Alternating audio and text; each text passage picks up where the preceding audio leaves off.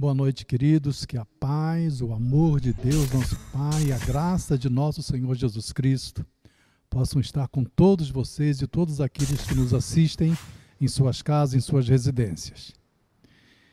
Nós fomos convidados e nos sentimos muito honrados em estar aqui para comunicar algo de Deus ao seu coração. Agradecidos também pela oportunidade que temos pelo pastor Tiago, de poder nos conceder esta oportunidade de comunicar as coisas do Senhor aos nossos corações. E hoje nós vamos falar sobre um assunto em continuidade àquilo que nós já estamos tendo ouvido há algumas semanas, uma continuidade dessas mensagens. E hoje nós vamos falar sobre alguma coisa relacionada ao Espírito Santo, aquilo que Deus deseja nos comunicar através do seu Espírito. E nós vamos ler em Mateus capítulo 25 sobre a parábola das 10 virgens.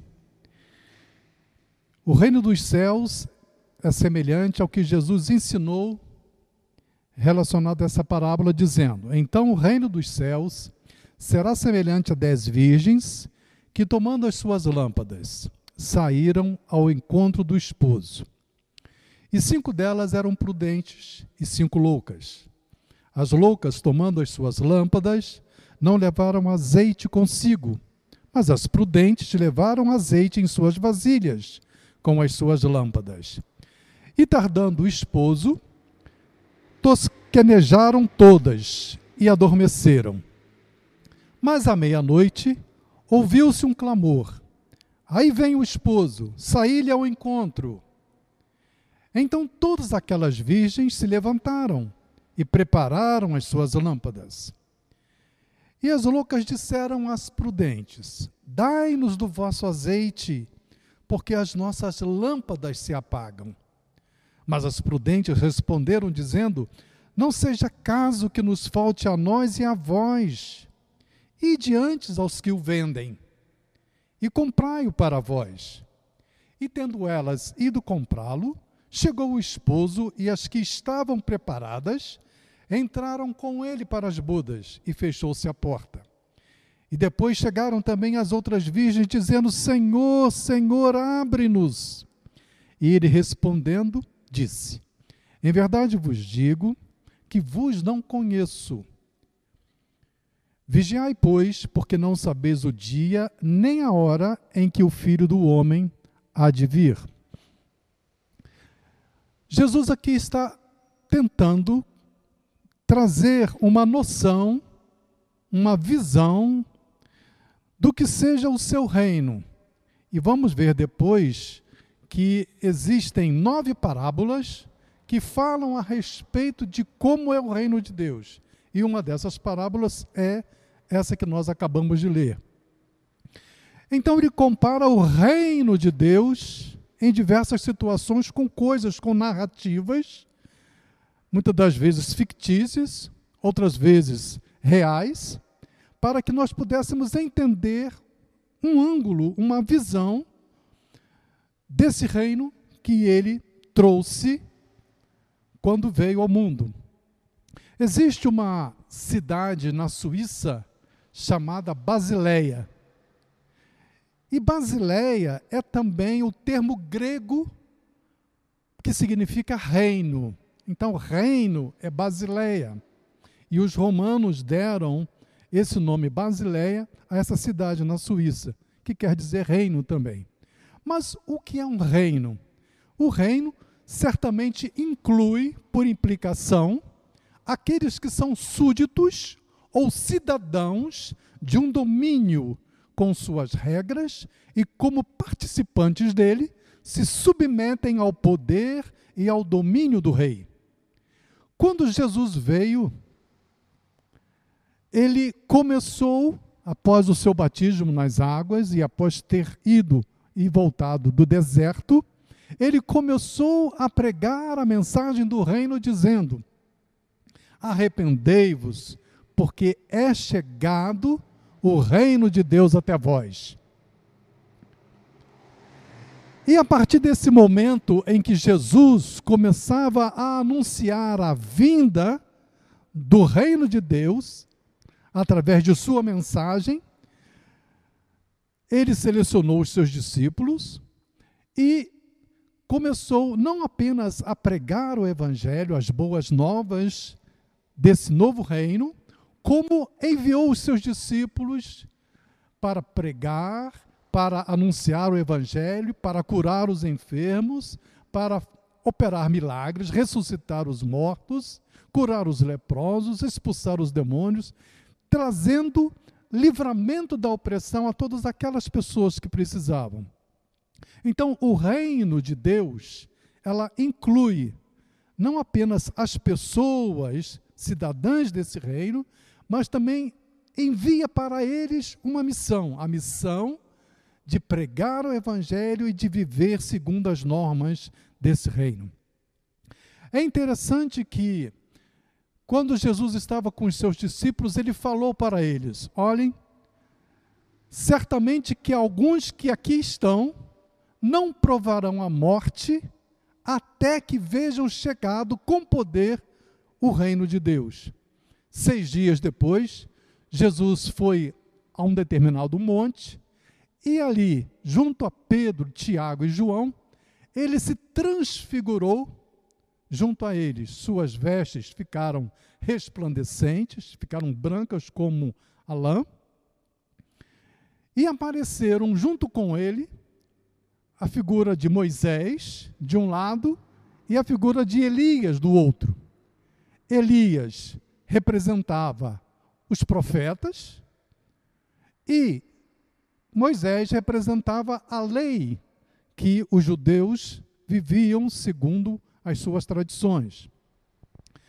Então, os discípulos ficaram boquiabertos, estupefatos com toda aquela cena, e em determinado momento veio uma nuvem que cobriu aquele ambiente e ouviu-se uma voz dizendo: este é o meu filho amado, a ele ouvi. E nesse momento, Moisés e Elias desapareceram e ficou apenas a pessoa de Jesus junto aos discípulos com as suas vestes de antes. O que isso significa? Que Jesus estava se referindo àquilo que eles estavam vendo como a visão do reino que Jesus mesmo estava trazendo. De um lado era Moisés, e Jesus cumpriu toda a lei de Moisés. E mais do que isso, ele sabia que na lei estava escrito que maldito é o homem que for pendurado no madeiro. E Jesus também se colocou dentro, submisso a esse epígrafe da lei, e se tornou maldito por nós, maldito por mim, maldito por você. Para quê? Para que a bênção do reino, a bênção da sua graça, viesse e estivesse também sobre a sua vida. E note que Moisés desapareceu e Elias, que representava todos os profetas, também desapareceu. Por quê? Porque a convergência, tanto da lei quanto dos profetas, ficou na essência fundamental, que era Jesus. Então, Jesus representava a essência do reino de Deus. Interessante que João, no capítulo 1, versículo 17, ele fala que a graça e a verdade vieram por Jesus Cristo. Então, o reino de Deus, através de Jesus Cristo, trouxe essas duas qualidades que estão contidas nesse reino de Deus: a graça e a verdade. Interessante que quando Pilatos, naquele momento ali do julgamento de Jesus, ele interpelou ao Senhor falando: mas que é verdade? Entretanto, verdade não é um conceito no nosso modo de ver. Verdade absoluta é o próprio Filho de Deus, é o próprio Jesus. Então, Jesus é a encarnação da verdade de Deus. Ele é o Logos de Deus. Ele é o Verbo de Deus. Através dele, diz a palavra, que todas as coisas foram criadas. E sem ele, nada do que foi feito se fez. Então, Jesus é o cerne do reino de Deus. Interessante que no Salmo 85:10 fala assim, que a misericórdia, porque o que é graça? Graça é misericórdia, é favor de Deus direcionado às pessoas que estão necessitadas e que precisam dessa misericórdia. Quando aquela viúva que estava com seu filho morto, indo sepultá-lo, deparou-se com Jesus, e Jesus foi e misericordiosamente sofreu as dores daquela viúva e ressuscitou o seu filho. Isso é misericórdia. A graça foi estendida para aquela mulher, como é estendida para cada um de nós também. A graça e a verdade vieram por Jesus Cristo. E diz no Salmo 85:10, eu falei que Elias representava os profetas, e o salmista Davi era um profeta. E no Salmo 85:10, versículo 10, ele fala que a misericórdia e a verdade se encontraram. A justiça e a paz se beijaram. Olha que coisa linda, né? E Jesus fala para nós que nós deveríamos conhecer a verdade. Então, como eu já disse, verdade não é um conceito. Verdade é uma pessoa. Jesus é a verdade. E ele fala que quando nós conhecêssemos a verdade, ela nos libertaria. Então, no momento em que eu começo a conhecer Jesus, a andar com Jesus, a viver com Jesus, essa graça e essa verdade se tornam patentes diante de mim. E essa verdade, ela nos mostra propósitos de Deus, nos mostra alvos que Deus tem para nossas vidas. Então, ao conhecer a verdade, eu começo a entender os propósitos de Deus para a minha vida. Diz a palavra que a fé vem pelo ouvir a palavra de Deus. E quem é essa palavra de Deus? É o próprio Jesus, ele é o Verbo, ele é o Logos de Deus. Então, quando eu conheço Jesus, a minha fé se redimensiona, ela aumenta cada vez mais. E quando eu percebo que eu tenho propósitos, que eu tenho metas a alcançar diante de Deus, como que eu vou fazer para chegar a esse nível, a esse patamar que Deus requer da minha vida para ser e fazer? Você e eu não temos capacidade sozinhos de alcançar os propósitos de Deus. Só a graça, só a misericórdia é que tem a capacidade de nos fazer alcançar os patamares, os níveis de propósitos que Deus tem para nós. E existe uma palavra em Hebreus 10:29 que chama o Espírito Santo de Espírito da Graça. E nós nascemos de novo, há uma regeneração, há uma nova criação dentro de nós, quando pela palavra do Evangelho nós nos arrependemos e nós recebemos a Jesus como Senhor e Salvador das nossas vidas. São três, e eu queria aqui frisar, são três os efeitos dessa graça de Deus em nós, através do Espírito da graça. Primeiro, a graça, essa misericórdia de Deus, implanta dentro de nós uma imagem justa, santa e verdadeira do próprio Jesus dentro de nós. E Efésios 1, versículo 6 diz que através dessa graça em nós, da imagem de Jesus implantada dentro de nós, em nosso espírito, Deus, em Cristo Jesus, nos faz agradáveis a si. Você quer agradar a Deus? Quer sempre estar diante do Senhor de uma forma agradável? Não precisa se esforçar para isso, porque em Jesus, com a imagem de Deus, de Jesus implantada dentro de você, você já é agradável a Deus através de Jesus Cristo. Fala também, e eu vou chegar daqui a pouco lá na parábola das 10 virgens, mas antes eu queria mostrar isso para você, que Deus nos revestiu do novo homem, que segundo ele, foi criado em verdadeira justiça e santidade. O segundo efeito da graça é que nós não temos capacidade para nos livrar das amarras do cativeiro de pecados e dos ciclos viciosos que nos levam a pecar em pensamento, em sentimentos ou em ações continuamente. Somente a graça de Deus nos liberta desse ciclo de culpas que muitas das vezes nos fazem ser ioiôs espirituais, uma hora embaixo, outra hora em cima, uma hora com a mente inocente, outra hora com a mente em culpa, tanto na esfera espiritual quanto emocional. Mas, para isso, a graça nos faculta o poder de nos libertar dessa lei do pecado e da morte. Note em Romanos 6 o que ele diz, 14 a 18, pois o pecado não os dominará, porque vocês não estão debaixo da lei, mas debaixo da graça.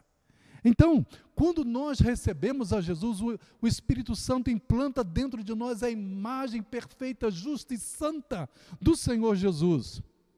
A partir desse momento, você fica debaixo da graça de Deus. Você não tem mais que, com os seus esforços e as suas vontades, querer resolver o problema do seu pecado, da sua culpa, porque pela graça, Deus te faz mais do que vencedor. E diz-nos, em Efésios 4:7, que a cada um de nós foi concedida a graça, conforme a medida repartida por Cristo. E Paulo estimula Timóteo, tu, pois, meu filho, fortifica-te na graça que há em Cristo Jesus. Então, queria que você primeiro obtivesse essas duas situações que eu referi acima. Primeiro, você tem dentro de si a imagem de Jesus. Segundo, você vai agora alcançar os objetivos que Deus tem para você, não por seus esforços, e você não vai ter que dominar mais a situação do seu pecado, da sua mente viciada, porque a graça de Deus vai facultar, vai possibilitar que você consiga essa dinâmica na sua vida espiritual. Em terceiro momento, diz que pela graça nós podemos entrar no descanso de Deus. Sabe qual é o único esforço para você ser mais do que vitorioso em Cristo Jesus, nas suas lutas, nas suas adversidades e tribulações? O único esforço é de você querer fazer sempre a vontade de Deus. Mas você não deve confiar na sua força, na sua mente positiva, no seu raciocínio para conseguir essa vitória. Porque Pedro nos diz que nós nos devemos render inteiramente a essa graça que está sobre nós. Então, o Espírito Santo habita dentro de você e também a graça de Deus está repousando sobre a sua vida. E diz Hebreus 4 que, versículo 9, diz que resta ainda um repouso para o povo de Deus. E eu te pergunto, se você já entrou nesse repouso, ou se você está com as suas forças, com as suas vontades, com as suas determinações, querendo romper o ciclo de vícios e de pecados e de mente atormentada por causa do pecado que volta e meia, ele é reincidente em sua vida.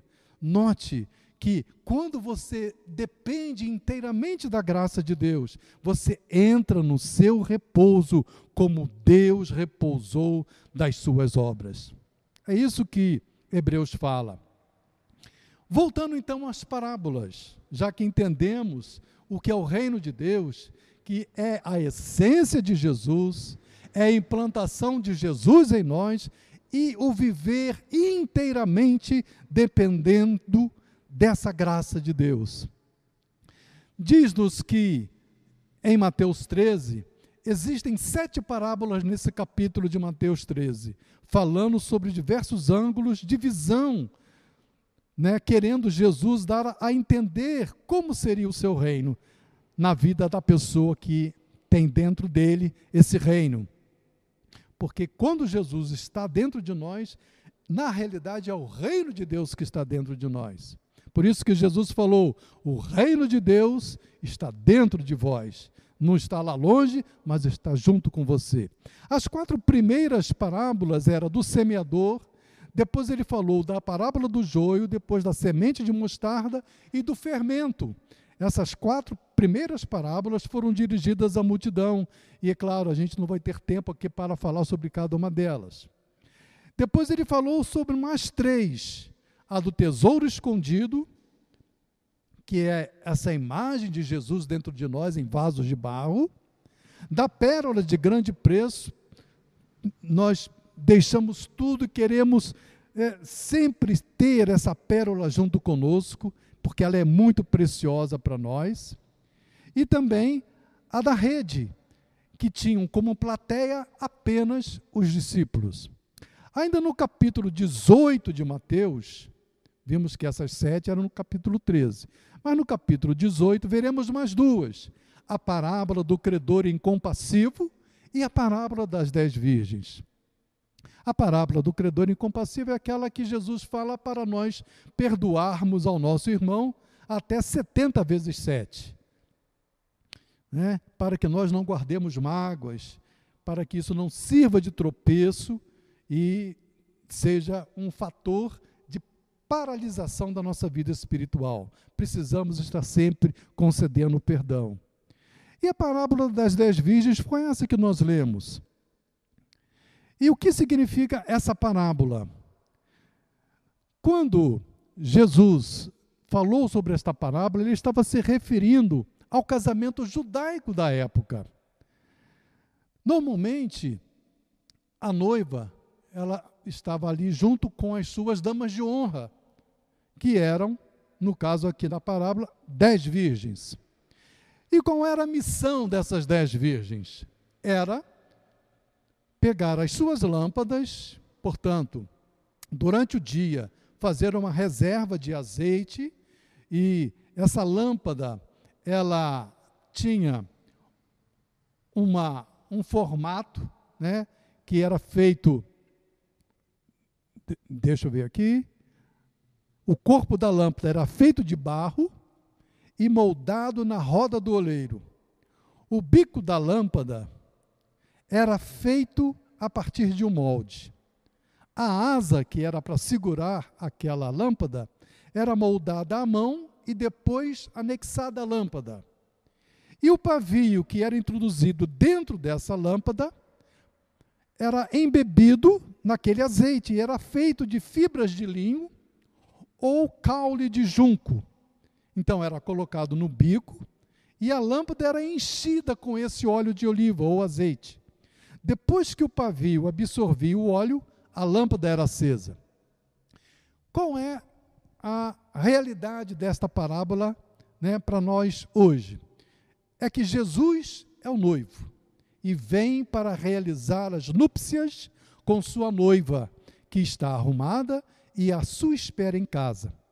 Junto à noiva estão as 10 virgens que a acompanham e possuem lâmpadas para iluminar o caminho do noivo quando este estivesse próximo à casa. Então, naquela escuridão, as virgens saíam para iluminar e trazer, né, com aquela luz, o noivo para junto da noiva.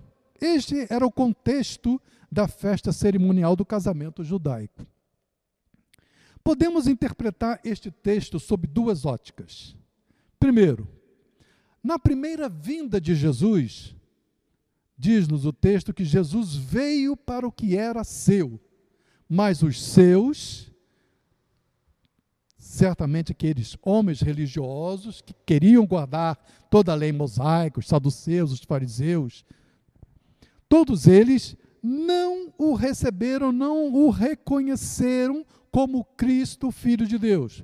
Podemos dizer então que essas pessoas, esses religiosos do tempo de Jesus, que inclusive levaram Jesus ao tribunal romano, eram as virgens insensatas, censuradas pelo Senhor por não usarem de misericórdia e amor de Deus e ainda impedindo outros de acessarem o reino de Deus. As virgens prudentes eram os publicanos, as meretrizes, aquelas pessoas que, como publicano, nem sequer poderia estar fundamentado em algum preceito mosaico para dizer, ó Deus, como aquelas pessoas que diziam, eu sou dizimista, eu faço tanto bem para as pessoas, eu sigo a lei de Moisés, eu faço coisas boas, né? Orgulhosamente querendo se justificar diante de Deus. Mas o publicano falava, ó Senhor, tem misericórdia de mim, eu não mereço coisa alguma, mas Senhor, tem misericórdia de mim. E Jesus falou que essas pessoas de espírito humilde, que sabiam que não tinham condições delas mesmas de estarem diante do Senhor da maneira como Deus queria, essas pessoas, publicanos e meretrizes, passariam adiante daqueles que estavam guardando toda a lei e confiados nela. A segunda maneira de ver essas virgens era uma continuação e desfecho do capítulo anterior de Mateus 24. Porque Jesus, no capítulo 24, ele estava se referindo a uma esfera escatológica dos finais dos tempos, nesses que nós estamos vivendo. Quando o Senhor fala sobre a destruição do templo de Jerusalém, aparecimento dos falsos cristos e falsos profetas, guerras e pestilências, perseguições e apostasia, evangelismo mundial, a grande tribulação, os sinais celestes anunciando o seu retorno, e finalmente, quando ele viesse nas nuvens com grande poder e glória, separaria as ovelhas, que seriam representantes das virgens prudentes, separaria dos bodes, que seriam as virgens insensatas. E nesse contexto de bodes e ovelhas, o que ele fala? Ele fala que as virgens prudentes seriam aquelas pessoas que ministravam sua graça e seu alimento para aqueles que lhe foram confiados, as pessoas que estariam necessitadas e para elas foi-lhes dada a suficiência de Deus. Então, se a pessoa estivesse enferma, ela receberia a visita dessas pessoas, dessas virgens prudentes, se estivessem presas, se estivesse com algumas outras necessidades, haveria uma suficiência, haveria um coração disposto a atender àquela necessidade. E, finalmente, os bodes, que representavam as virgens insensatas ou loucas, são aquelas que optam por viver uma vida dissoluta e maltratar os que da mesma forma lhes foram confiados. Note, a missão das 10 era a mesma.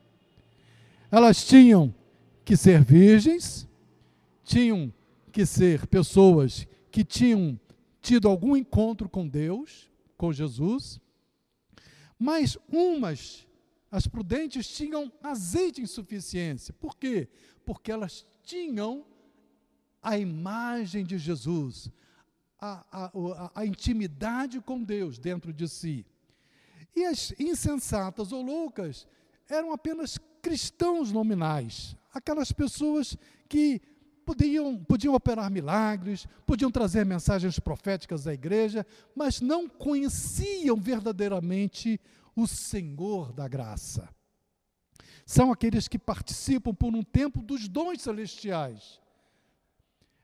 À semelhança daquele rei antigo chamado Saul, que totalmente desconecto com a graça e a misericórdia de Deus, ele entrou no meio dos profetas e o Espírito de Deus permitiu que ele profetizasse, de tal maneira que perguntaram entre si, até Saul está entre os profetas?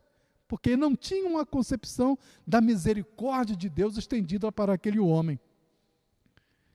Mas, como Saul, eles não se apegam ao Senhor da graça e, como diz Pedro, se esquecem daquele que perdoara os seus pecados. São estes que seguem o caminho de Balaão.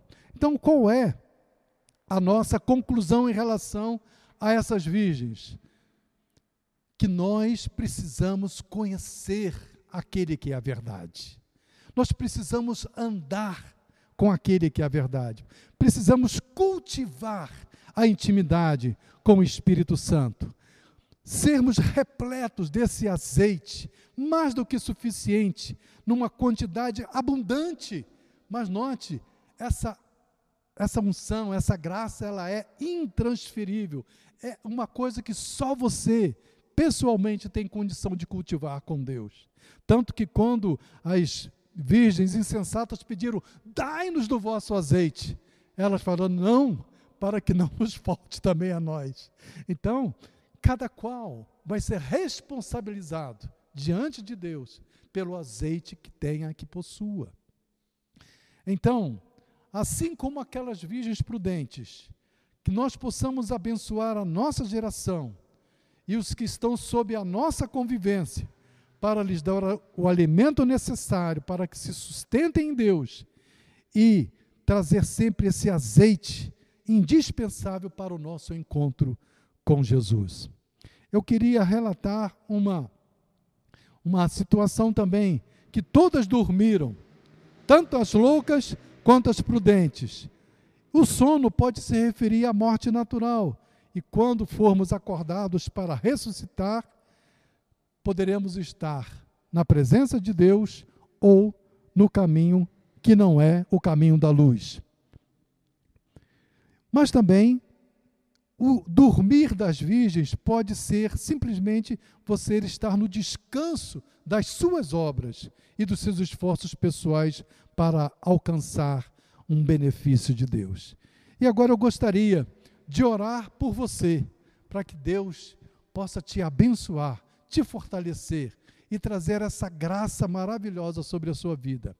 Creia então, importante é isso, que você creia que o Espírito Santo habita dentro de você. Você já é um homem e uma mulher regenerados diante de Deus. Você nasceu de novo, você tem o Espírito Santo habitando dentro de você. A graça do Senhor já está sobre a sua vida. Viva e se renda inteiramente ao poder e à capacitação que esta graça te fornece. Vamos orar, vamos pedir a Deus a bênção sobre a sua vida. E o que eu queria também, finalizando, é isso. Você reparou que eu não gaguejei uma única vez, não é verdade? Mas saiba que quando Jesus me chamou para ministrar a sua palavra, o evangelismo, isso quando eu estava com meus 13, 14 anos de idade, eu era intensamente gago.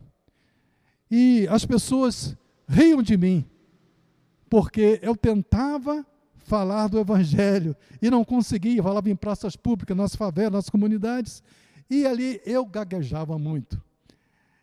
E em determinado momento eu pedi ao Senhor, Senhor, tu sabes que eu não consigo falar e as pessoas estão rindo de mim. Eu te peço, Jesus, que o Senhor possa me curar para que eu fale livremente dessa sua palavra às pessoas que estão querendo nos ouvir.